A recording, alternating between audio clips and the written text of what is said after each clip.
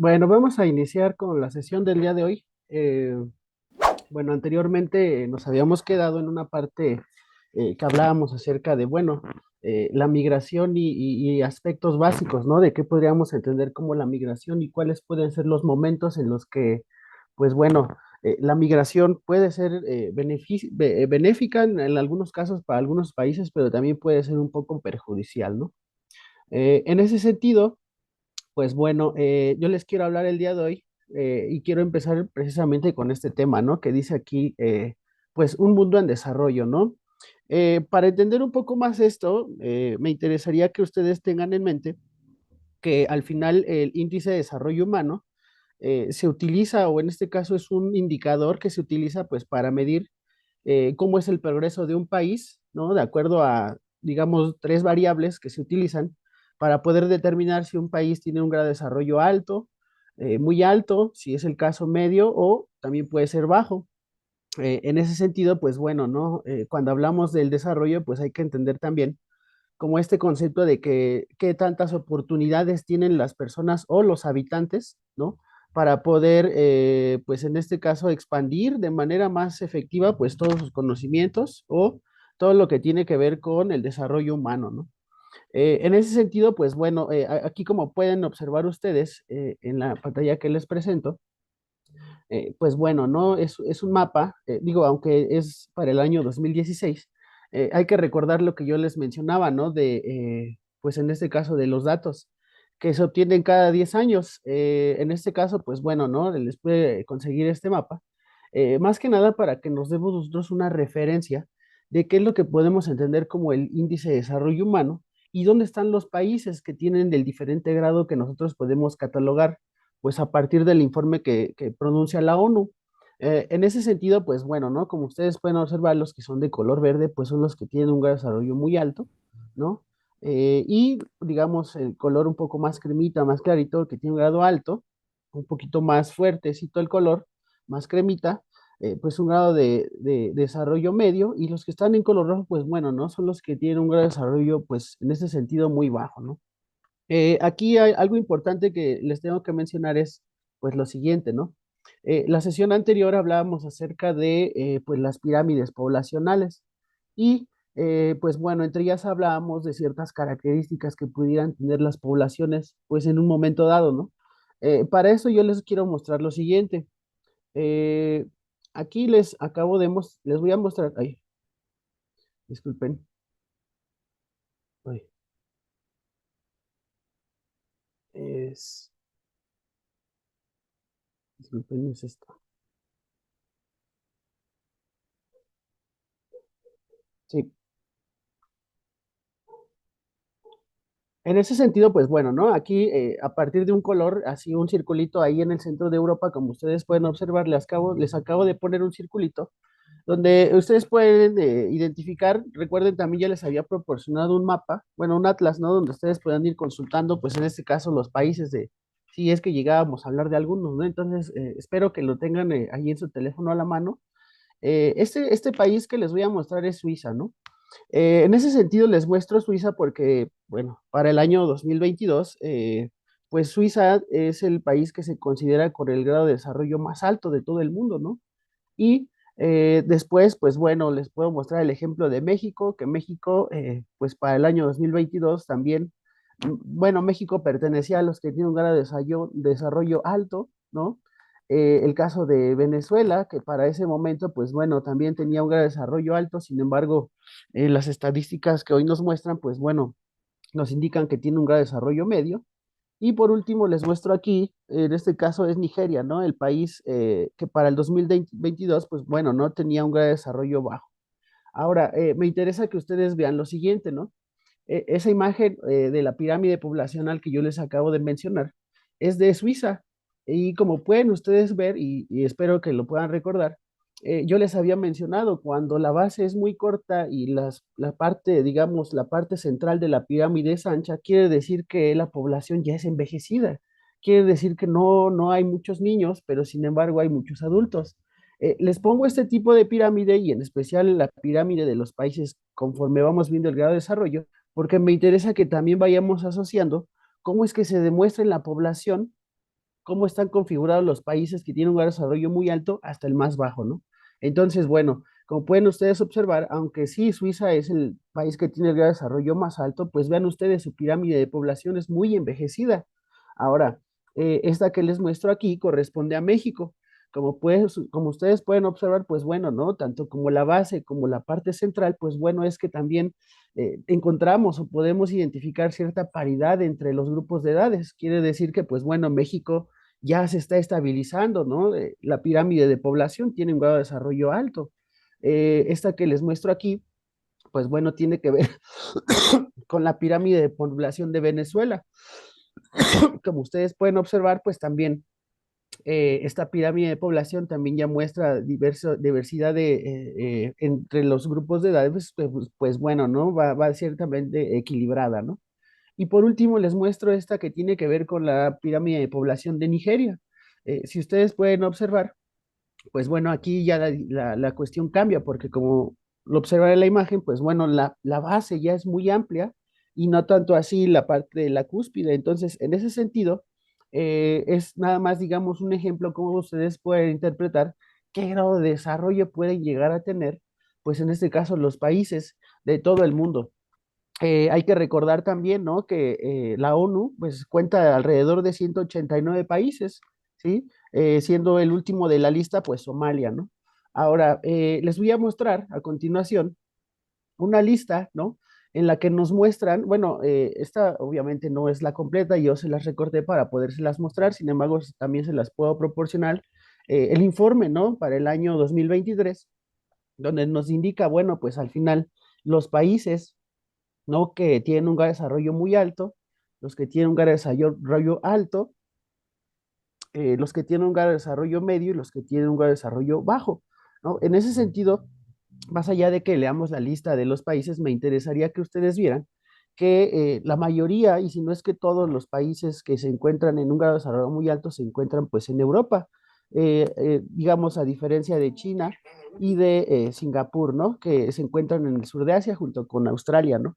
Si ustedes pueden observar, pues bueno, ¿no? Esos países tienen un grado de desarrollo muy alto. Cabe destacar también que esta medición, el índice se lleva una proporción de 0 a 1, indicando el 1, pues que es el país que tiene todo perfectamente, ¿no? Y pues digamos en orden descendente, pues es como vamos a encontrar ya un nivel de desarrollo muy diferente, ¿no?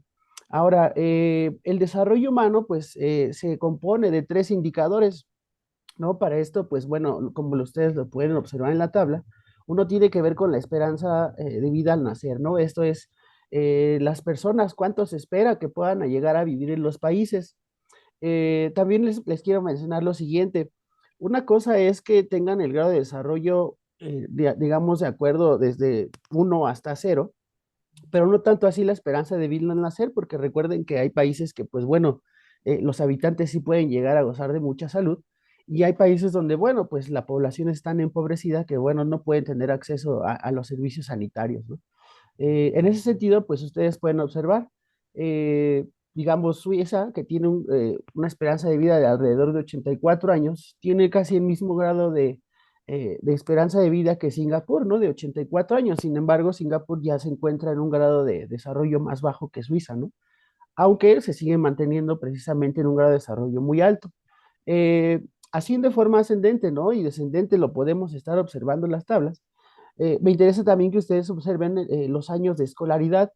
Como ustedes lo pueden observar, vienen dos columnas, ¿no? Una en la que nos indican los años que se espera que las personas puedan estudiar en algún país y los años que realmente están estudiando, digamos, en la totalidad de su vida, ¿no?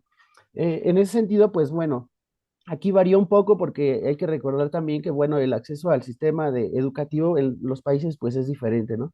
En algunos es muy costoso, en algunos es gratuito, pero es deficiente, y en algunos otros, pues bueno, no hay los recursos para poder continuar con los estudios, ¿no?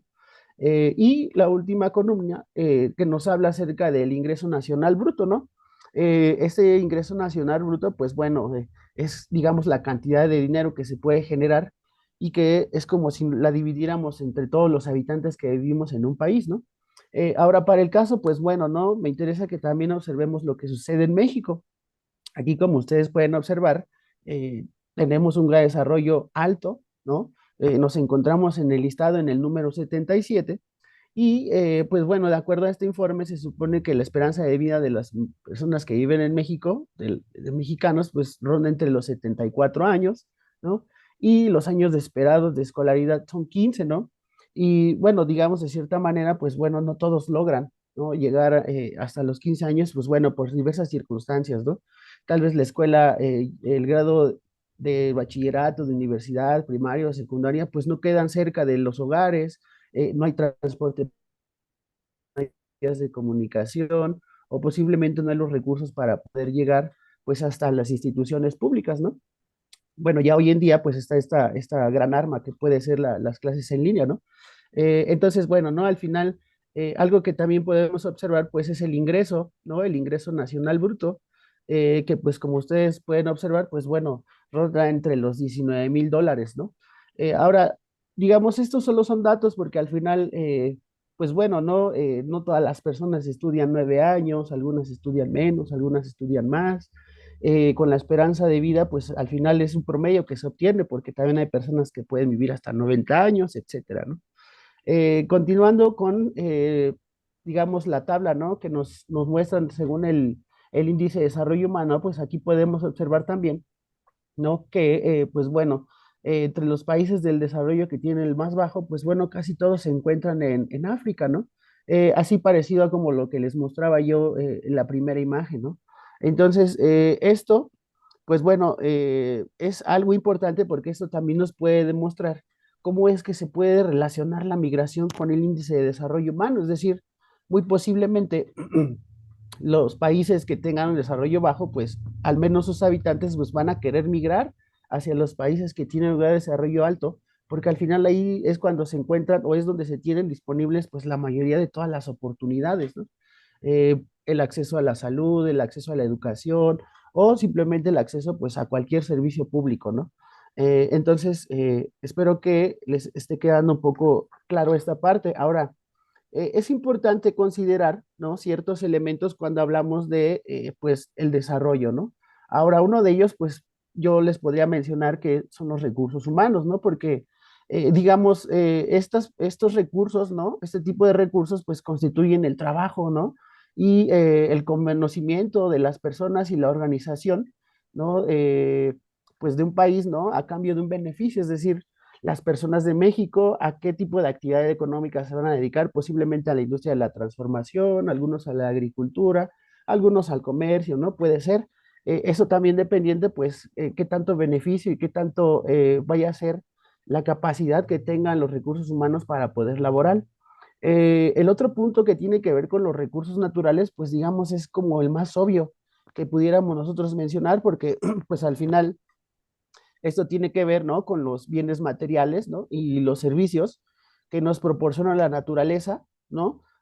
Sin que se altere por ningún lado del ser humano, ¿no? Es decir, piensen ustedes, por ejemplo, en alguna mina en el estado de Oaxaca o en Zacatecas, o piensen ustedes en los metales que anteriormente se fundían en Nuevo León, o piensen en el sistema agrícola que se encuentra en Sonora, o piensen ustedes también, pues, en los recursos pesqueros que se obtienen de la corriente del Golfo en Baja California. Entonces, bueno, todo esto tiene que ver, ¿no? Precisamente con las materias primas, ¿no?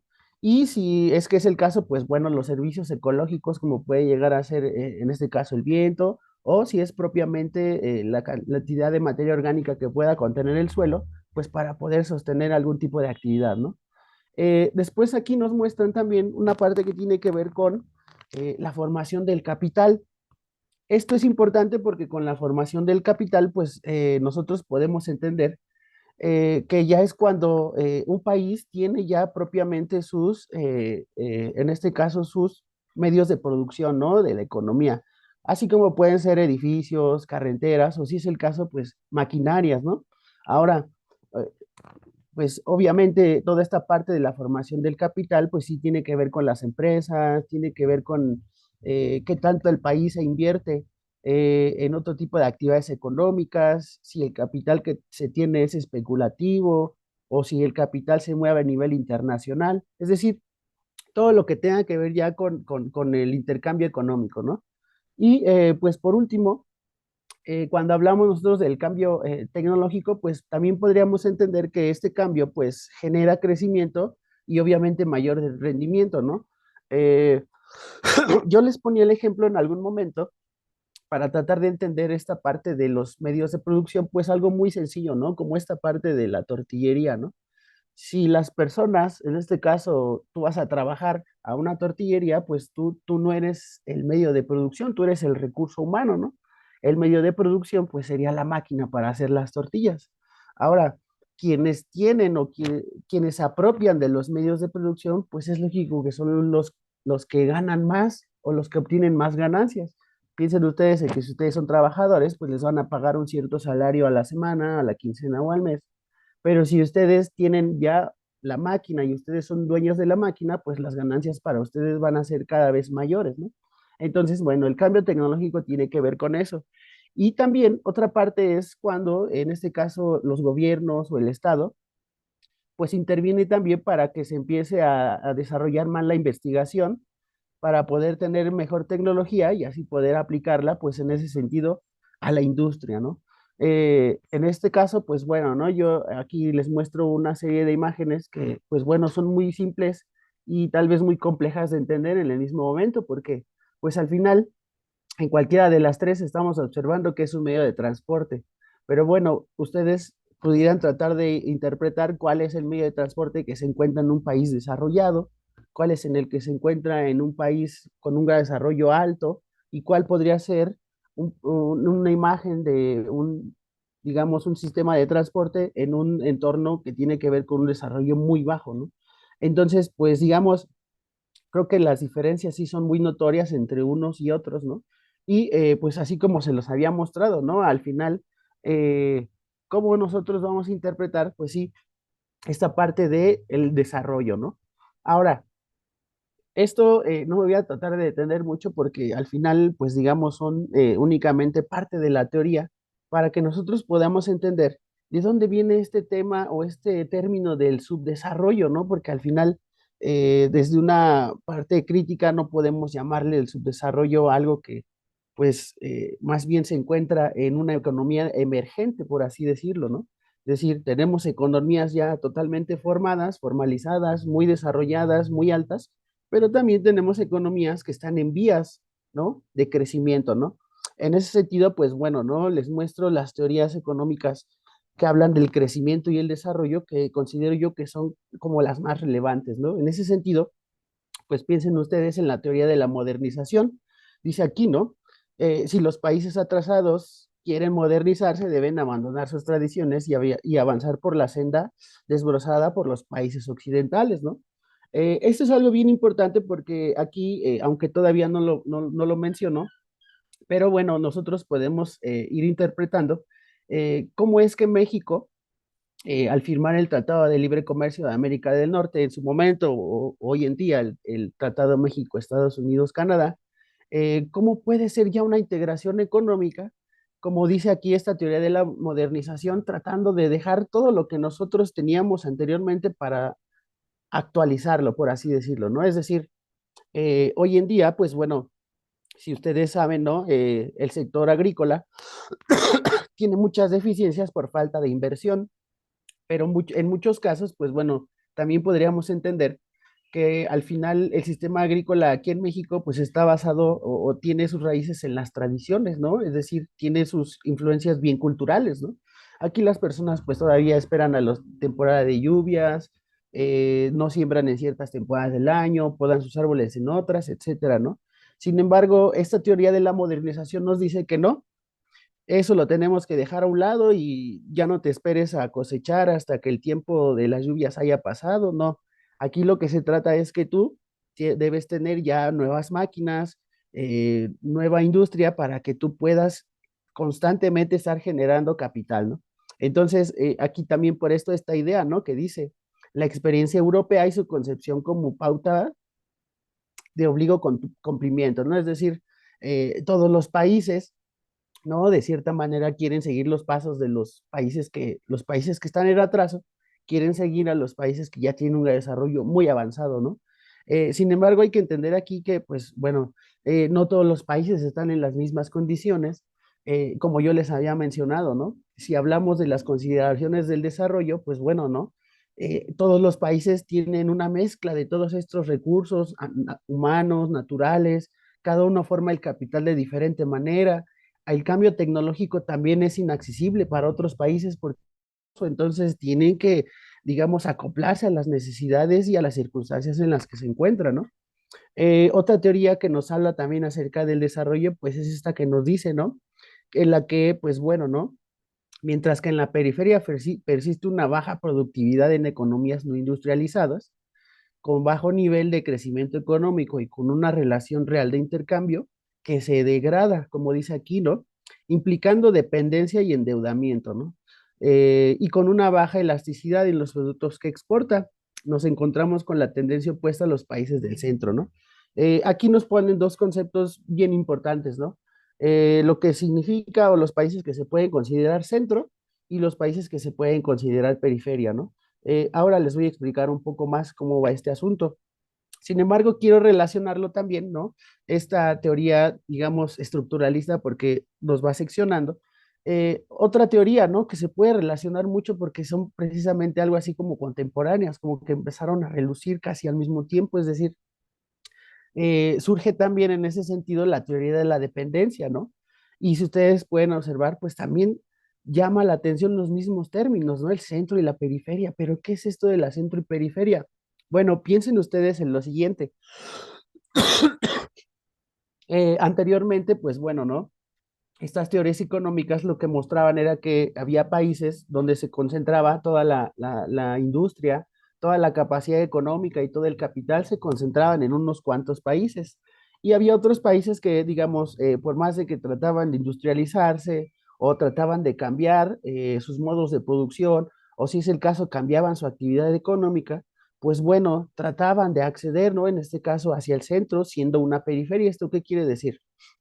Hay países centro que son los que tienen la mayor riqueza, el mayor capital, el índice de desarrollo más alto de todos y están, digamos, encerrados como en una burbuja, ¿no? Donde ellos siempre se han mantenido ahí, esos mismos países, ¿no? Piensen ustedes en las grandes potencias mundiales, piensen en Francia, piensen en Japón, piensen en Estados Unidos, si es el caso, piensen en el Reino Unido, ¿no? Entonces, estos países pues son los llamados del centro porque ellos son los que concentran digamos, la mayor producción industrial, el mayor conocimiento, etcétera, ¿no?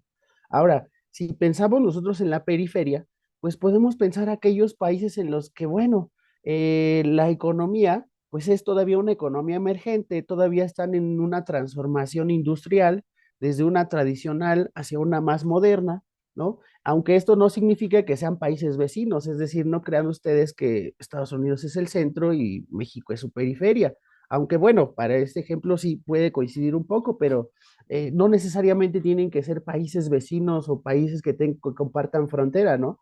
Piensen ustedes en que a lo mejor Brasil puede ser considerado pues una periferia de Estados Unidos, o sea, de un centro, ¿no? Siendo que están a grandes distancias. Aquí me interesa más que ustedes piensen como en esta parte de qué sucede con las economías, ¿no? En este caso, pues bueno, ¿no? Paso a la siguiente, ¿no? Esta parte que también nos interesa mucho a nosotros los mexicanos porque, digamos, como yo les mencionaba, a partir del Tratado de Libre Comercio, pues bueno, es que aquí en México comienzan a cambiar un poco más las cosas, ¿no? Porque, como dice aquí, ¿no? Pues se trata de eliminar la intervención estatal, ¿no? Y lo que se busca es privatizar todo, ¿no? Prácticamente las empresas públicas, las empresas estatales, se libera el mercado para que nuevos mercados extranjeros puedan entrar eh, pues los países, se supone que la competitividad en los países se vuelve más, pues ¿cómo les puedo explicar? Se vuelve, sí, la competitividad se da entre los países, pero se da de una manera desigual. Esto es obviamente como tiene que ver en relación, pues precisamente como con qué tanto los países acepten en sus territorios que una empresa extranjera venga y haga su dinero o que un propio país de aquí vaya y haga dinero a otro lado, ¿no? En ese sentido, pues bueno, ¿no? Aquí como dice, ¿no? Pues la teoría neoliberal, ¿no? Nos dice que pues está a partir o está fundamentada a partir de dos fundamentos básicos, ¿no? Que son, pues sí, la consideración del mercado como el mecanismo más eficaz, es decir, todo tiene que comprarse y vender, todo, todo, todo, pero también como dice, ¿no? La confianza ciega en la liberación, es decir, no tenemos por qué estar preguntando qué es lo que tú vas a vender en mi país, simplemente lo que quiero es la apertura del comercio para que yo pueda generar más ganancias, ¿no? Y en ese sentido, pues bueno, yo aquí les muestro una serie de imágenes donde me interesa que ustedes traten de observar cómo todas, digamos, estas teorías que parten del desarrollo, pues sí, al final se demuestran tanto en la población, ¿no? Como, digamos, a un nivel más abstracto, ¿no? Que tiene que ver con la educación, con el sistema de salud, etcétera, pero con algo ya bien concreto, ¿no? Como las grandes ciudades. Piensen ustedes en las ciudades que tienen los países muy industrializados, pues bueno, ¿no? Grandes edificios, todo muy moderno, ¿no? Ahora piensen por el contrario en lugares donde, digamos, el desarrollo es muy bajo, pues bueno, posiblemente no tendrán los mismos servicios, el acceso a la educación será diferente, el sistema de salud también, ¿no? Y como yo les menciono, ¿no? Aquí en la parte superior derecha de su pantalla, pues bueno, les pongo una imagen, ¿no? De unas chicas que, bueno, van a hacer una competición de básquetbol y pues bueno, es un poco fácil tratar de entender que pues al final las chicas del lado izquierdo, las que están de rojo, pues bueno, vienen de un país totalmente desarrollado, ¿no? Como puede ser Estados Unidos. Y pues vean, ¿no? Ahí se puede observar que pues al final eh, pues van a jugar básquetbol y para ese deporte, pues bueno, creo que la altura sí es un poco importante, ¿no? Entonces, pues bueno, las chicas que están de azul son de El Salvador. Digamos, ahí ya podemos nosotros observar en una competencia deportiva qué, qué población puede pertenecer a un país con un desarrollo alto o cuál puede pertenecer a un desarrollo muy bajo, ¿no? Y en ese sentido, pues bueno, esto es lo que tiene que ver al final con esas teorías que tienen que ver con el desarrollo. Ahora, esto que les muestro aquí, pues al final, aunque nosotros lo podamos interpretar como un listado de cuál es la diferencia entre los países desarrollados y los subdesarrollados, me interesa que ustedes también observen cuáles son esas características, porque si pensamos, por ejemplo, en el punto número uno de los países desarrollados, claro, podríamos entender que sí, estos países tienen un gran capital para poder invertir en su propio país, pero también para poder invertir en otros países, ¿no?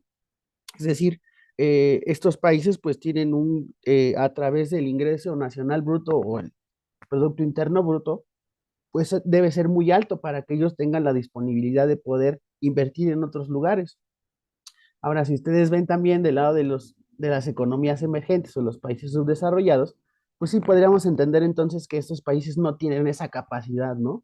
De poder invertir y por lo tanto ellos piden, ¿no? De a otros países la inversión, ¿no? O como lo explica también aquí, se pueden ellos también pedir apoyo al Fondo Monetario Internacional o al Banco Mundial, pues al final para que puedan endeudarse y pueden poder, digamos, solicitar un préstamo o solicitar capital, pues para poder invertirlo dentro de su país, ya sea para escuelas, para vías de comunicación, para hospitales, para cualquier servicio que se requiera, ¿no? En los países desarrollados, pues también ahí encontramos adecuada electrificación, muy buen sistema de transporte, muy buenas vías de comunicación, seguramente el sistema sanitario es muy eficiente, piensen en el sistema médico, etcétera, ¿no? Quiere decir, todos los servicios se supone que en estos países son de la mejor calidad, ¿no? Sin embargo, pues en un país, ¿no? Que tiene una economía emergente, pues digamos, entre una lista y otra, pues digamos que vamos encontrando todo en contraste, ¿no? Todo en grandes diferencias, ¿no? Por un lado tenemos gran desarrollo tecnológico, por otro lado no lo tenemos. Tenemos escasa investigación y una tecnología muy deficiente, ¿no? Por un lado, los países desarrollados se dedican a las industrias de expansión, piensen ustedes en Volkswagen, pues no sé, en iPhone, ¿no? Es decir, empresas que ya tienen sus sucursales o sus fábricas fuera de los países de origen, ¿no? Y sin embargo, vean ustedes los países subdesarrollados o las economías emergentes, pues bueno, ¿no? Ellos no tienen esa capacidad y por lo tanto deben estar importando esos productos, ¿no? Es decir, deben traerlos desde otros lugares, ¿no? Ahora, algo bien importante que ustedes pueden recordar precisamente, pues es esto, ¿no? Más allá de la explotación de los recursos o el escaso analfabetismo, también pueden observar ustedes que los países desarrollados, dos características fundamentales que yo puedo resaltar de esto es que tienen un bajo crecimiento de la población, como se los mostré en la pirámide poblacional anterior, donde, pues bueno, ¿no? Ya la población es muy envejecida, pero también estos países ya se dedican más a las actividades secundarias y terciarias. Esto es, pues bueno, ¿no? A las actividades que tienen que ver con la transformación de los bienes, pero también a los bienes de consumo, ¿no? Como puede ser el comercio, como puede ser el turismo. Y por el otro lado, en las economías emergentes, lo que yo resalto más, pues es que en ellas existe una gran sobreexplotación de recursos naturales, ¿no? La población crece a un ritmo muy, muy acelerado, tienen bajos ingresos, es decir, casi no, los salarios son muy bajos, pero además que en estos países las actividades económicas primarias, como puede ser la agricultura, la pesca, la ganadería o en este caso la minería, pues bueno, ¿no? Son, digamos, las actividades por excelencia de este tipo de economías, ¿no? En ese sentido, pues bueno, como yo les mencionaba hace un momento, pues bueno, México, pues bueno, nosotros nos encontramos ahí como en una balanza, ¿no? Nosotros en el país hay ciertas regiones que están especializadas en las industrias secundarias y terciarias. Piensen ustedes en Nuevo León, piensen ustedes en la industria secundaria, pensando en Nuevo León, pensando en Puebla, pensando en el Estado de México, ¿sí? Este tipo de estados en los que, pues bueno, ¿no? Al final se están especializando mucho en la transformación de los bienes. O, por ejemplo, piensen ustedes en las actividades terciarias, piensen como en Yucatán, piensen como en la Ciudad de México, donde las actividades terciarias como el turismo y pues el consumo al final tienen que ver muchísimo con estos aspectos, ¿no? Es decir, México, pues bueno, también podemos encontrar lugares donde la actividad agrícola pues es muy intensa, ¿no? En ese sentido, pues bueno, les menciono, México está como en esa balanza porque México es considerado de las economías emergentes, ¿no? Es decir, México anteriormente, pues sí, a donde volteabas, toda la gente sembraba, toda la gente tenía grandes porciones de terreno y hoy en día, como lo estamos viendo, estamos en una transición entre las actividades primarias y las actividades secundarias y terciarias. No sé si hasta aquí alguien tiene alguna duda.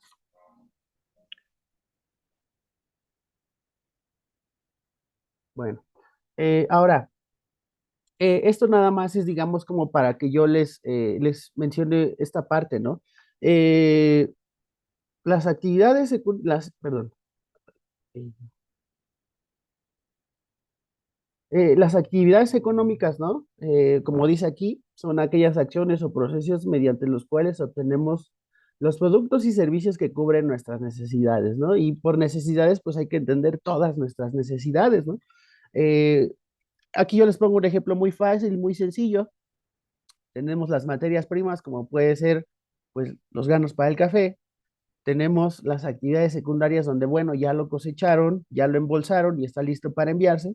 Y bueno, la última, pues ya al final ya nosotros llegamos, tomamos una taza de café y no nos enteramos de dónde salió. Simplemente vamos al supermercado, vamos a la tienda y lo compramos, ¿no?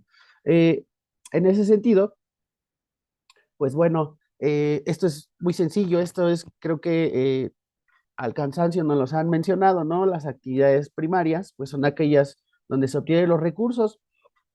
Sin embargo, me gustaría resaltar que, bueno, al final se le va a llamar actividad primaria con el mismo significado a la agricultura, si es agricultura todavía tradicional, donde van personas y cosechan o donde van personas y siembran, y va a tener la misma connotación si al final es una agricultura como más extensiva, como más industrializada, donde ya utilizan máquinas para sembrar y para cosechar también. De igual manera lo podemos observar con la pesca. Podemos observar la pesca de grandes cantidades o una pesca más local, más tradicional, más para el consumo local, ¿no? Y pues bueno, nada más ahí una pequeña imagen, ¿no? Comentario de, pues sí, nosotros qué podemos pensar de la deforestación, porque pues sí hay algunos países donde no hay problemas y cortan árboles porque la humedad y el suelo orgánico permite que nuevamente vuelvan a crecer. Sin embargo, pues bueno, ¿no? La desigualdad entre los recursos, como les mencionaba anteriormente, pues en ocasiones no se tiene, ¿no? Cuando hablamos de actividades secundarias, pues bueno, estas son las que ya pasan desde una materia prima por un proceso de transformación, ¿no? Como dice aquí, ya son productos totalmente industrializados. Aquí nada más para que ustedes tengan el dato, pues bueno, ¿no? Este tipo de industrias donde se transforman los bienes desde las materias primas, pues bueno, no se catalogan en tres: pesada, ligera y de punta, ¿no? Aquí me gustaría recalcar que, pues bueno, ¿no? México, pues hoy en día se está dedicando mucho a la industria ligera, ¿no? Y en específico se está dedicando a la industria textil y a la industria automotriz, ¿no? Entonces, pues bueno, ¿no? Con el Tratado de Libre Comercio, pues bueno, este tipo de actividades se han ido incrementando año con año, ¿no? Nosotros aquí en México no tenemos esa capacidad de estar en una industria de punta porque como les mencionaba hace un momento, no tenemos los recursos o las máquinas para poder nosotros desarrollar ese tipo de industria porque es muy costoso, ¿no? Y bueno, si fuera el caso, pues creo que serían de importación, es decir, creo que serían otros países los que pondrían aquí su fábrica y aquí ya se desarrollaría, ¿no? Por eso es que a veces nosotros vemos mucho en internet o en las noticias que dicen que necesitan técnicos en informática, técnicos en esto otro, ¿no? O posiblemente si ustedes también han escuchado las universidades tecnológicas, ¿no? Que bueno, al final estas universidades capacitan a personas para que pues puedan obtener un tipo de empleos en este tipo de industria, ¿no? Eh, Siguiendo con las actividades terciarias, pues bueno, como yo les mencionaba, ¿no? Esto al final tiene que ver con el comercio, con los servicios especialmente, ¿no? Y por servicios, pues vamos a hablar de cualquier tipo de servicio, ¿no? Servicio educativo, servicio de salud, servicio de entretenimiento, o si es el caso el turismo. Otro tipo de servicios pueden ser también las vías de comunicación, el entretenimiento, ¿no? Etcétera. Entonces, este tipo de actividades económicas, pues bueno, son más focalizadas en ciertos lugares, ¿no? Porque no es que un país entero, bueno, posiblemente sí lo hay, países enteros que se dediquen únicamente a las actividades terciarias, ¿no? Piensen, por ejemplo, ustedes en algún país de Centroamérica, en alguna isla de Centroamérica, donde, bueno, las personas nada más van ahí, viajan, pues ahí únicamente van a disfrutar sus vacaciones, van a gastar su dinero y se regresan, ¿no? Los pobladores de ahí únicamente se dedican a eso, ¿no? Entonces, pues bueno, ¿no? También podemos encontrar oferta médica, ¿no? Es decir, pues bueno, el servicio médico especializado, pues no en todos los países lo podemos encontrar. Si alguien sufre de alguna parte del corazón, alguna parte que tenga que ver con el cerebro, etcétera, pues bueno, si aquí en México no tenemos ese tipo de medicina, pues claro, va a haber otros países que sí la tienen, entonces, pues bueno, ¿no? Y el servicio educativo, ¿no? Que también puede ser, digamos, una atracción que se puede brindar en los países, ¿no? Ustedes han escuchado mucho en las noticias, ¿no? Personas en todo el mundo, pues tratan de llegar a estas universidades estadounidenses porque, bueno, se piensa que, bueno, ahí son las que tienen como más entendimiento eh, científico, ¿no? Es decir, que tienen mayor capacidad científica en esas escuelas, ¿no? Sin embargo, pues bueno, ¿no? También aquí en México, pues tenemos también las nuestras, ¿no? Ahí está la UNAM, ahí está el Poli, ¿no? Ahí está la UAM también, ¿no? Entonces, pues en ese sentido, digamos, la oferta educativa también aquí en México es muy atractiva, ¿no? Y por último, aquí les muestro lo que tiene que ver con las actividades cuaternarias. Aunque estas actividades, pues bueno, son de reciente desarrollo, ¿no? Porque sí, muy específicamente los países desarrollados o con un alto grado de desarrollo son los que tienen este tipo de actividades porque son todavía más costosas, necesitan mucha ingeniería, necesitan mucho avance científico y tecnológico que no se puede encontrar en cualquier lado, ¿no? Se necesita muchísima inversión. Entonces, pues bueno, ¿no? Este tipo de industrias o este tipo de actividades pues, son como más exclusivas de ciertos países, ¿no? Ahora, cuando estamos hablando de la globalización, pues hay que entender la globalización como esto, ¿no? Donde, pues bueno, la conexión y la expansión de todos los productos que ustedes quieran, de todo, piensen en productos culturales, en productos sociales, piensen en productos económicos, si es posible, o si ya es un poco más abstracto el pensamiento, piensen en una política muy globalizada, ¿no? donde lo que se busca es precisamente esto que les muestro aquí, ¿no? La integración global, es decir, que todos estemos integrados con todo el mundo, ¿no? Que no falte nadie, ¿no? Ahora, es importante que les mencioné, bueno, también que al final, pues este proceso de globalización o este proceso de integración global, pues se da a partir, digamos, de dos aspectos fundamentales, ¿no? Como puede ser los medios de comunicación, que son quienes nos informan de todo, pero también son muy selectivos en saber qué es lo que nos van a informar, pero también el comercio internacional, porque a partir del comercio internacional es como nosotros podemos entender, pues, cómo estamos conectados. Nosotros, digamos, cuando estamos en sesión presencial, pues bueno, no, lo que yo les pido es que ustedes, digamos, como una manera para tratar de entender un poco más esto de la globalización, pues es observar las etiquetas de la ropa que nosotros compramos, ¿no? Porque hay ropa que viene de Bangladesh, hay ropa que viene de Vietnam, hay alguna otra que viene de Estados Unidos, hay otra que viene de Taiwán, etcétera. Es decir, de muchos países, ¿no? Del mundo, ¿no? Que tienen una integración global con otros países, ¿no? Es decir, digamos, si ustedes compran una prenda, una playera y de pronto ahí dice Made in Taiwan, pues pueden entender ustedes ese proceso de la integración global, ¿no? ¿Cómo es posible que nosotros en nuestras manos tenemos un producto que viene desde otra parte del mundo y además bien lejana, ¿no? En ese sentido, pues bueno, ¿no?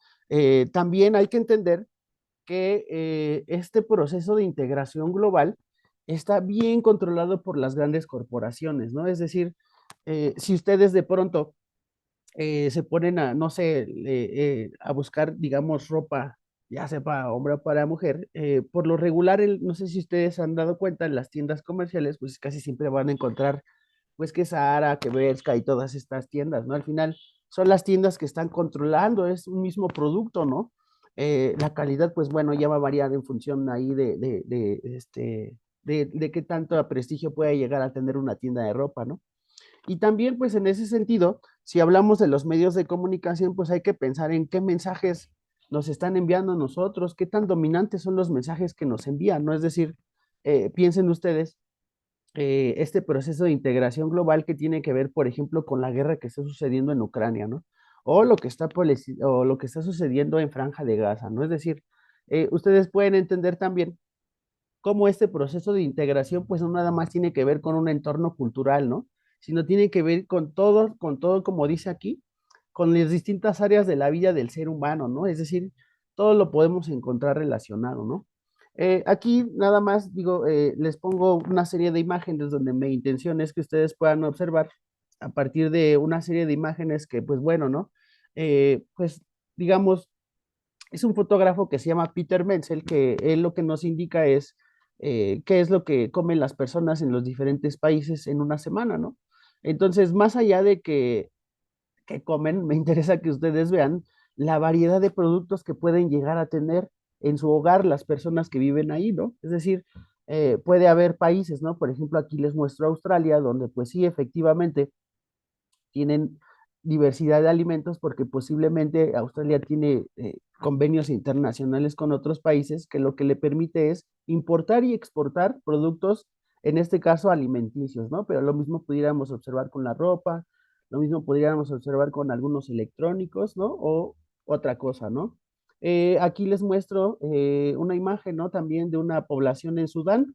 Aquí, como ustedes pueden ver, pues más allá de que no tengan productos, pues podemos ya entender que es un país con un desarrollo muy bajo, ¿no? En donde, pues como ustedes pueden observar, la población es muy, muy joven, ¿no? Ahí podemos observar, son 5 personas menores, ¿no? Y una persona adulta, ¿no? Y sin embargo, no tienen la cantidad suficiente de alimentos. Ustedes pueden observar, pues en su mayoría son granos, ¿no? No vemos ahí una Coca-Cola, no vemos ahí algo embotellado como la imagen anterior, ¿no? Es decir, aquí ellos no están tan globalizados como lo pudiéramos estar posiblemente en otro país. Aquí también vean ustedes, ¿no? Esa es una población, ¿no? En Ecuador, donde nos muestran que sí, pues bueno, al final hay poblaciones que todavía conservan sus tradiciones, sus costumbres, las tienen muy arraigadas, su sistema político pues es un poco deficiente, y por lo tanto, pues bueno, ¿no? hay que considerar en este caso el relieve que no permite que pues, en un sistema montañoso pues, puedan acceder o puedan tener vías de acceso tan plenas o tan avanzadas como en otro tipo de países. Siguiendo esto, pues bueno, ¿no? Únicamente tienen productos que posiblemente ellos siembran o posiblemente ellos intercambian con otras personas y sin embargo tampoco vemos algo de productos enlatados, ¿no? O algún producto que pueda provenir de otro país, ¿no? Esta es una familia también en Groenlandia, ¿no? Donde podemos observar que sí, la mayoría de sus productos son enlatados porque posiblemente los conservan demasiado tiempo, tal vez por las condiciones climáticas, ¿no? O posiblemente porque es muy difícil encontrar un núcleo de población cercano para poder estar comprando todos los que se requiere, por ejemplo, en un mercado, ¿no?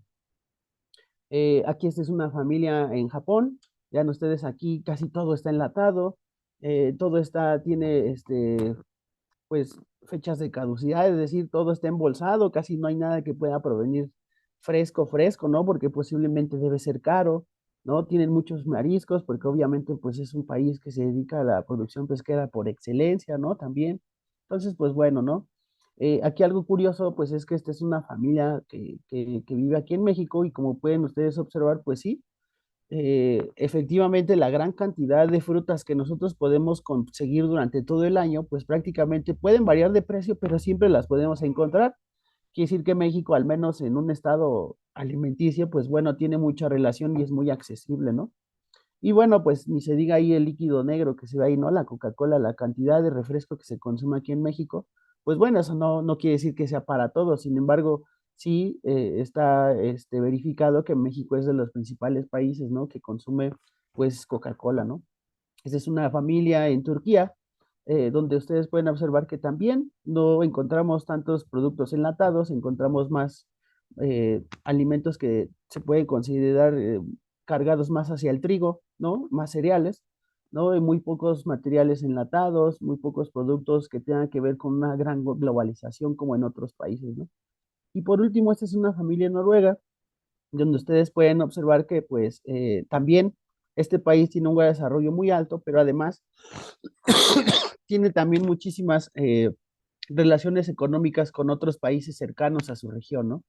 Hay que entender también que este país, pues bueno, ya se encuentra en una latitud muy elevada, muy cercana al círculo polar, y pues eso le condiciona también que no pueda tener tanto intercambio comercial con otros países, ¿no? Y bueno, al final aquí, como ustedes pueden observar, se ve que es una familia joven, sin embargo ya tiene tres menores de edad, ¿no? Quiere decir que no es casi, digamos, la economía aquí está jugando un papel muy importante, ¿no? Para poder sostener una familia, ¿no? Entonces, bueno, al final esto es lo que me interesaba mostrarles de acuerdo a esta parte de la globalización, ¿no? Otra parte fundamental es esto, ¿no? Eh, la globalización lo que busca también es que las barreras proteccionistas de los países, ¿no? Se puedan permitir, ¿no? Que se puedan llegar a formar alianzas comerciales, ¿no? Entre una determinada región o entre países que conserven, pues, ciertamente una ideología muy, muy alineada, ¿no? Es decir, se pueden llegar a formar bloques económicos tanto de los países capitalistas, pero también desde un punto de vista hoy llamado socialista, ¿no? Aunque ahí podríamos diferir un poco en el término, sin embargo, bueno, eso ya es como más histórico, ¿no? Como dice aquí, ¿no? La globalización lo que busca, pues, es precisamente esto, ¿no? Regionalizar las economías, ¿no? Eh, aquí pueden ver ustedes pues bueno, ¿no? Al final, aunque sí podemos entender nosotros que es Coca-Cola, pero pues Coca-Cola ya se encuentra totalmente globalizada porque Coca-Cola se encuentra en una gran cantidad de países. Y además Coca-Cola pues no es que nada más nos venda un solo tipo de Coca-Cola, sino que nos vende otro tipo de productos, es decir, es muy diversificado el mercado. Vamos a entender también que este tipo de empresas, pues bueno, son quienes controlan todos los productos, ¿no? Son empresas monopólicas, ¿no? Que pues al final este tipo de empresas lo que busca es adueñarse todo el proceso productivo, ¿no? Desde las materias primas, pues hasta el consumo, ¿no? Ya hasta cuando nos llegan a nuestros hogares, ¿no? Y efectivamente, si ustedes pues van a la tienda, el primer refrigerador que se pueden encontrar, pues si no es el de Pepsi, es el de Coca-Cola, ¿no? Entonces, bueno, esto también puede ser un rato, ¿no? Ahora, esta parte también es algo interesante, ¿no? Esto que tiene que ver con Eh, Pues sí, lo que tiene que ver con la globalización cultural, ¿no? Hoy en día nosotros, bueno, yo aquí les pongo una serie de eventos musicales que pueden considerar ustedes como de los más recientes. Me interesa más que ustedes vean, ¿no? Que ya este tipo de eventos concentran una gran cantidad de grupos que vienen de diferentes países o de artistas que vienen de diferentes países a un solo lugar, ¿no? Es decir, hoy ya la globalización nos permite también conocer más cosas, abrir un poco más, en este caso, el conocimiento hacia una gran cantidad de diversidad, ¿no? Entonces, esto pues obviamente es muy nuevo, ¿no? Aunque posiblemente alguien me pueda decir, sí, es que ya grupos habían venido.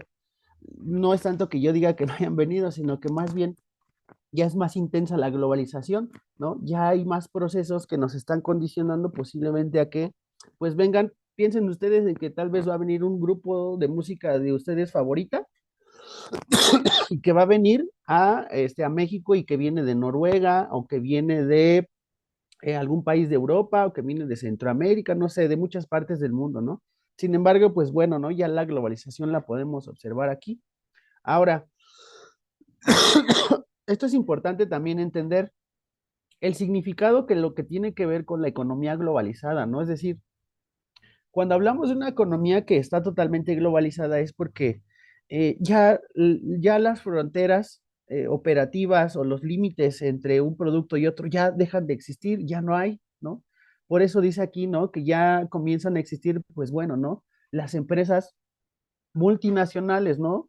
Y pues bueno, estas empresas multinacionales pues ya tienen prácticamente el control del mercado, de los servicios, ¿no? Y que al final todo lo están estandarizando, ¿no? Y permiten el flujo de capital y también lo apropian, entre otros factores de producción, ¿no? Es decir, piensen ustedes en, por ejemplo, esta empresa, ¿no? Que les muestro aquí, Amazon.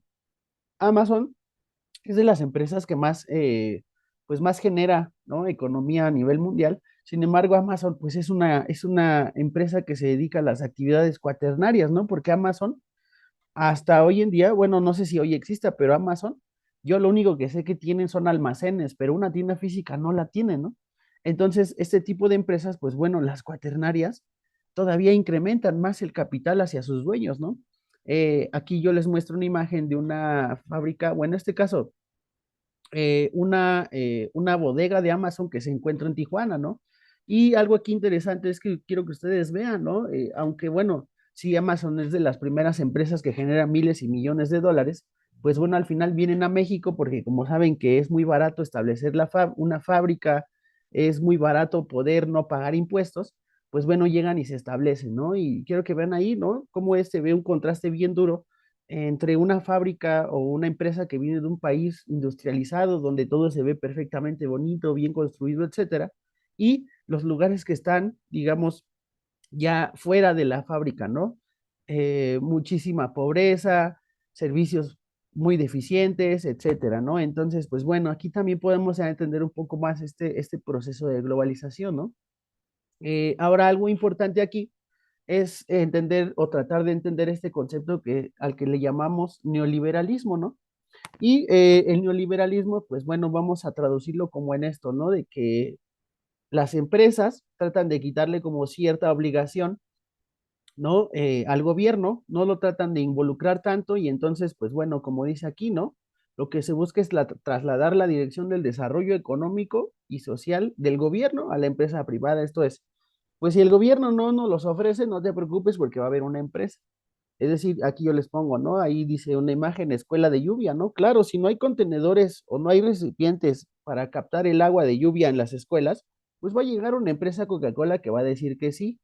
O si no hay un hospital o si no hay una clínica, pues va a llegar también Coca-Cola y va a decir, yo te la pongo.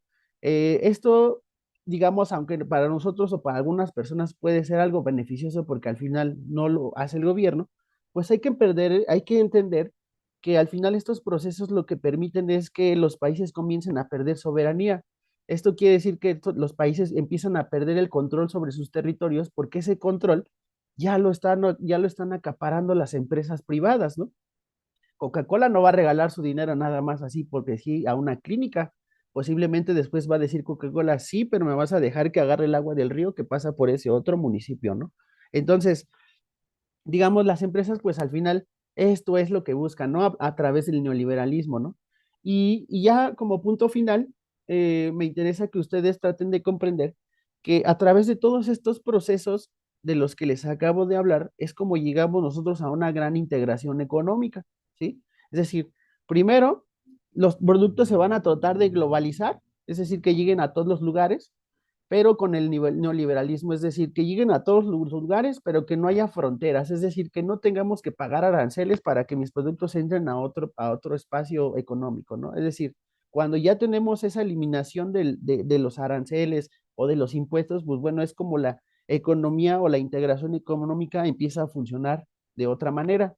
Ahora, con la integración económica lo que se tiene, pues es que sí, el flujo de capital se empieza a intensificar más, pero también el intercambio comercial, ¿no? Es decir, sí puede ser beneficioso en cierto sentido para los capitalistas porque al final tienen más ganancias, pero ¿qué pasa con los países receptores, ¿no? Es decir, sí se puede llegar a crear el comercio, ¿no? Es decir, va a haber más empleos para las personas, pero es muy posible que también estos países empiecen a perder control sobre su territorio, ¿no?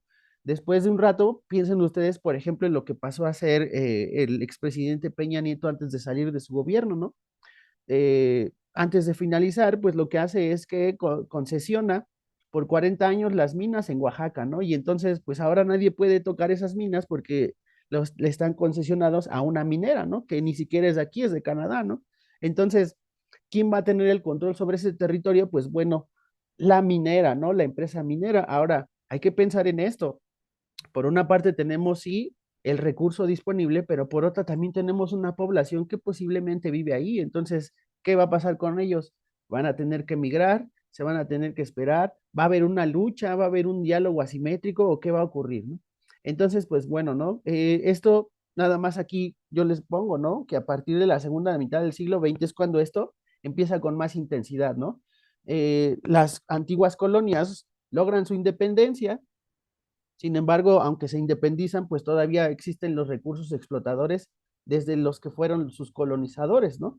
En ese sentido, pues bueno, ¿no? Todavía tienen el cierto control económico, el cultural todavía permanece, aunque el cambio político, pues bueno, ¿no? Parece que sí va cambiando, pero como dice aquí, ¿no? Puede ser a través de asesorías o si es que es el caso, pues de préstamos, ¿no? Y algo que sí podemos ir adelantando es precisamente esto, ¿no?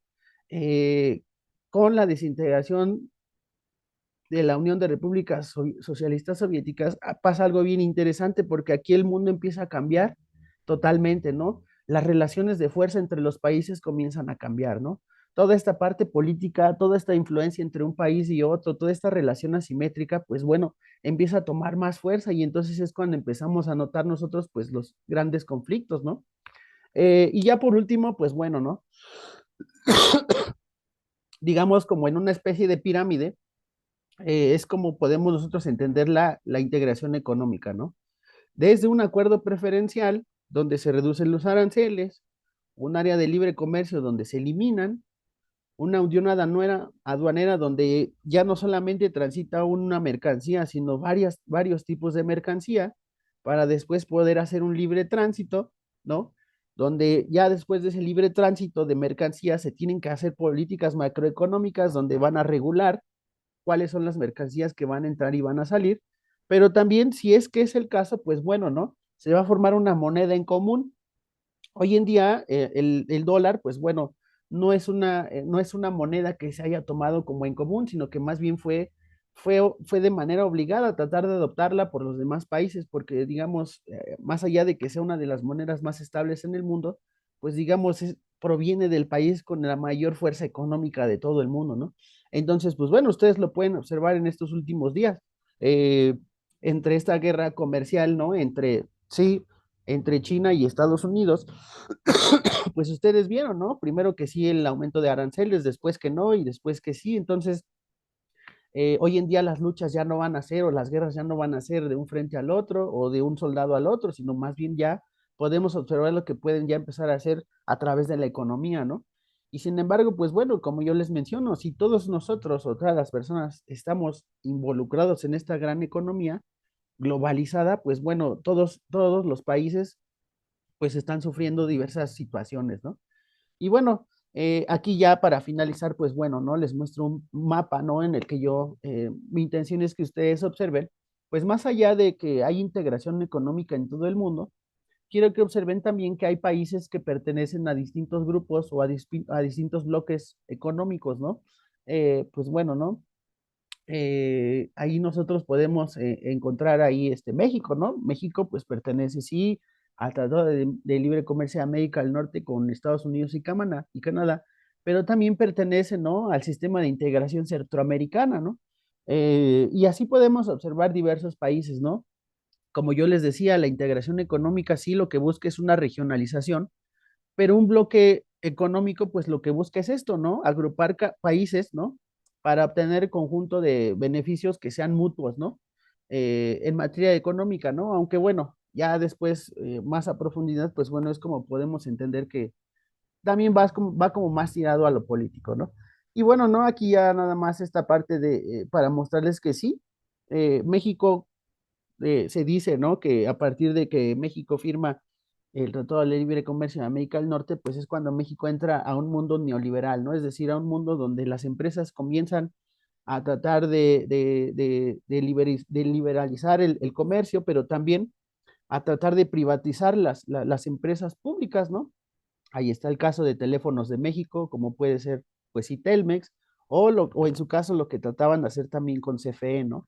Entonces, pues bueno, ¿no? Todo esto, digamos, es una trama que va más allá de nuestro país, que ya tiene que ver con una integración, pues sí, grupal, ¿no? Y por último, pues bueno, ¿no?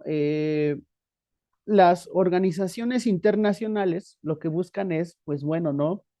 Tratar de estabilizar o tratar de mediar pues todo este tipo de relaciones entre las organizaciones o en este caso entre los tratados internacionales o entre los grupos de bloques económicos, ¿no? Es decir, lo que ya buscan este tipo de organizaciones es tratar de regular, ¿no?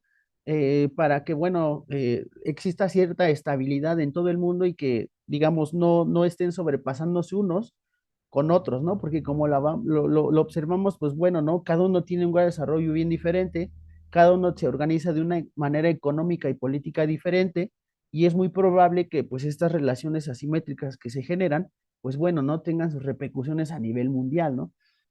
Pues piensen ustedes lo que pasa en Ucrania, pues ahí entró la ONU, ¿no? Trata de entrar, trata de mencionar que todo se calme, que sea por la paz, ¿no? Al final, pues bueno, si los países respetan y si no, pues continúan con el conflicto, ¿no? Piensen ustedes, por ejemplo, en la Organización Internacional del Trabajo, que ve por los derechos de los trabajadores, que trata de regular los salarios mínimos o los más altos, ¿no? O que trata de ver las condiciones laborales en las que las personas trabajan, etcétera.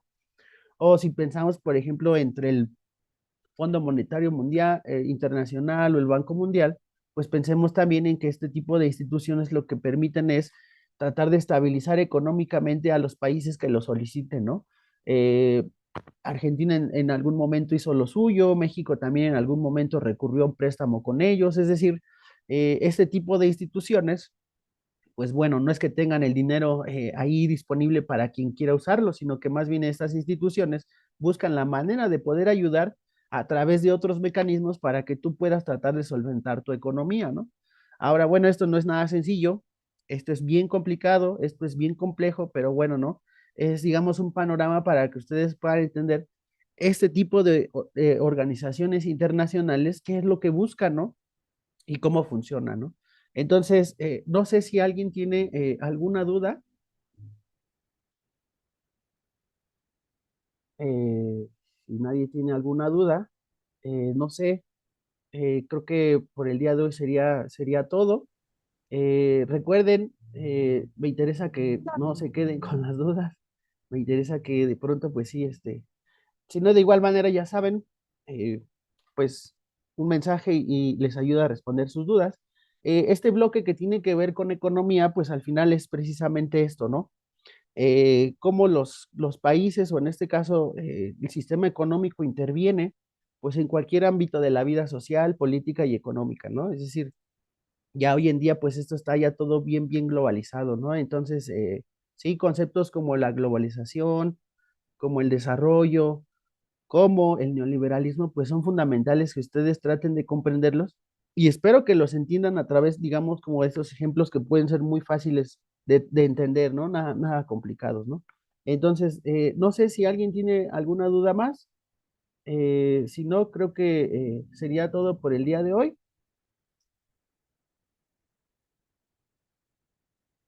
Asamblea. A ver, ¿me puedes especificar un poco más esa pregunta? ¿Sí me escucha? Sí, Ah, es que no me acuerdo en qué parte hablé de porque, ah,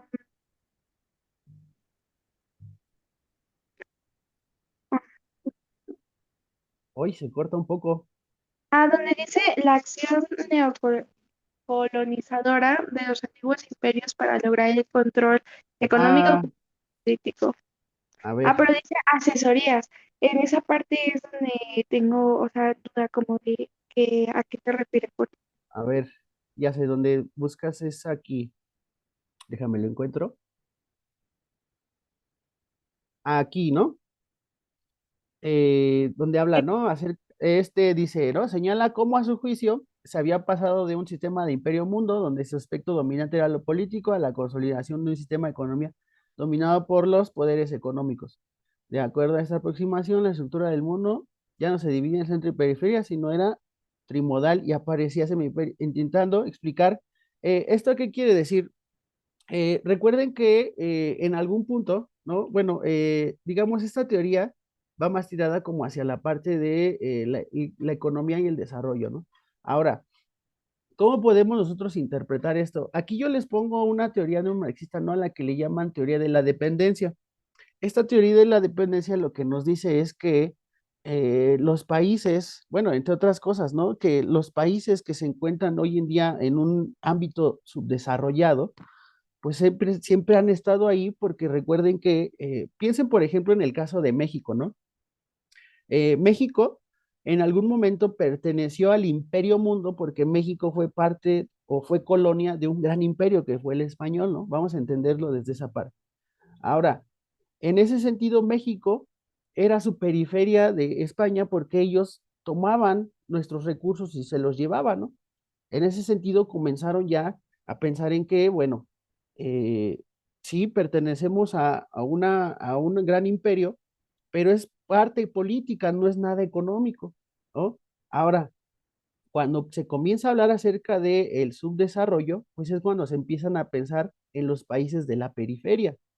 Ahora, estos países de la periferia lo que buscan pues es precisamente tratar o aspiran a llegar hacia los países del centro, ¿no? A los países más desarrollados, tratando de cambiar toda su economía. Si estamos en una economía agrícola, pues las vamos a tratar de cambiar a una más industrializada para que sea más atractiva, ¿no? Ahora, cuando hablan de un cambio entre el imperio mundo y la economía mundo, pues es precisamente eso, ¿no? Cuando los imperios se disuelven, ¿no? Recuerden que los imperios, pues al final eran pocos y estaban distribuidas sus colonias por todo el mundo. Cuando todas las colonias comienzan con su independencia y cuando todas las demás colonias después de los años comienzan a transformar su economía desde una muy tradicional a una más industrializada, es cuando ya comenzamos nosotros a poder entender que ya no es el sistema político el que está, digamos, interviniendo en toda esta parte globalizada, sino que más bien es la economía la que ya está mandando todo lo político, ¿no? Es decir, en algún momento el Imperio Mundo decían los españoles, bueno, vamos a llevar y vamos a tratar de nosotros de extraer todo el producto o todos los recursos desde México y se los llevaban por una cuestión política. Pero ahora ya no hay que extraer los recursos, ahora ya los podemos dominar, ya no hay necesidad de llevárnoslos, ¿no? Lo que yo les mencionaba hace un momento, sí, aunque ya se han ido independizando las naciones, las relaciones políticas continúan, ¿no? Piensen, por ejemplo, ustedes en la República Democrática del Congo. La República Democrática en el Congo, si pensamos en esta parte del Imperio Mundo, pues es que el Congo pertenecía a Bélgica, era una de sus colonias, ¿no? Entonces ellos pues los dominaban políticamente y les decían qué hacer y los organizaban de cierta manera en un territorio. Después viene la colonización del Congo, pero las personas que tenían controladas desde Bélgica a las personas del Congo, pues ahí se quedaron Ahora ya no es el imperio el que lo controla, pero ahora posiblemente ya son las empresas las que lo controlan, ¿no? Y en ese sentido, pues bueno, esa aspiración de salir del subdesarrollo y llegar hacia el desarrollo, pues en muchos países, más allá de que se vea complicada, es casi imposible porque no se permite. Recuerden esta parte de que los países desarrollados, pues siempre se mantienen ahí en el centro, ¿no? Ahora, eh, digamos, aludiendo a esa imagen que les muestro ahí, pues también podríamos entender esta parte de que los países del centro también pueden llegar a considerarse en algún momento países de la periferia, es decir, no siempre se van a mantener en el centro porque pueden cambiar sus características económicas, ¿no? Piensen ustedes en la viceversa, ¿no? Es decir, piensen ustedes que en un país que se encuentra en la periferia, como puede ser México, pues así como va la economía, si se sigue industrializando, si la población no crece tanto, nosotros en algún momento podemos aspirar a llegar a ser una economía del centro, ¿no? Una economía totalmente capitalizada, ¿no? Capitalista. Ahora, pues sí, hay que entender que para eso, pues bueno, existen demasiados procesos, ¿no? Y son cosas bien complejas, ¿no? Piensen ustedes en lo que yo les decía, como características entre un país y otro, ¿no? Si México se dedicaba a las actividades agrícolas, pues ahora estamos en un proceso de transformación, pero no soltamos las actividades agrícolas, también lo estamos realizando, ¿no? Ahora, puede ser entonces que si hablamos nosotros de una economía mundo, pues piensen ustedes en el grado de especialización que puede tener el país, es decir, si México se especializa en la industria automotriz, pues puede ser que para ese tipo de economía, si México se considere centro, o puede ser, por ejemplo, si nosotros nos concentramos en la industria textil, pues puede ser que Bangladesh sea una economía centro para eso, ¿no? Y la periferia sean otros países, ¿no? Es decir, no necesariamente tenemos que pensar que los del centro se encuentran ahí siempre y los de la periferia también van a estar ahí, ¿no? Porque recuerden que hoy en día, pues esta dinámica tanto económica como política que estamos viviendo, pues bueno, está cambiando demasiado las cosas, ¿no? Y bueno, aquí como lo menciona, ¿no? También eh, ya no vamos a hablar únicamente de países del centro, sino también vamos a hablar países de la semiperiferia y de la periferia, ¿no? Es decir, México para Estados Unidos, pues hoy en día se considera su semiperiferia y a lo mejor Brasil para Estados Unidos, pues se considera su periferia, ¿no? Más allá de que estén muy lejos, ¿no? Ahora estos países, pues bueno, como lo ven aquí, ¿no? Taiwán, Corea del Sur, Singapur, México, Brasil, entre otros, pues bueno, son países que ya hoy en día se están industrializando, pero se están industrializando por esta gran integración económica de la que estamos siendo parte, ¿no? Piensen ustedes, en el Tratado de Libre Comercio, pues bueno, ¿no? Eh, México se compromete a tratar de enviarle materias primas a Estados Unidos y Estados Unidos se compromete a mandarle materias ya transformadas a México, ¿no? Obviamente, como les mencionaba aquí, ¿no? Con diversos tipos de aranceles, si es el caso con la eliminación de ciertos aranceles, aunque bueno, hoy en día ya con el presidente de Estados Unidos, pues está complicado tratar de entender esta situación, ¿no? Porque todo se está rompiendo, ¿no? Como que ya nadie entiende el paradigma de cómo se puede entender la economía mundial si llega alguien y dice, pues de un día para otro no respeto nada, ¿no? Entonces, por ahí va esta parte digo, esto lo vamos a ver también cuando pasemos la próxima sesión a la parte política, porque esto va más tirado un poquito allá, ¿no? ¿Cómo podemos entender que de pronto, pues era un sistema de países que funcionaban a nivel global y hoy en día ya entendemos que la economía es la que funciona solamente para un país, ¿no? O para una serie de países, ¿no? Entonces, no sé si respondí a tu pregunta. Sí, gracias. Ok. No sé si alguien más tiene alguna duda. Si no, sería todo por el día de hoy.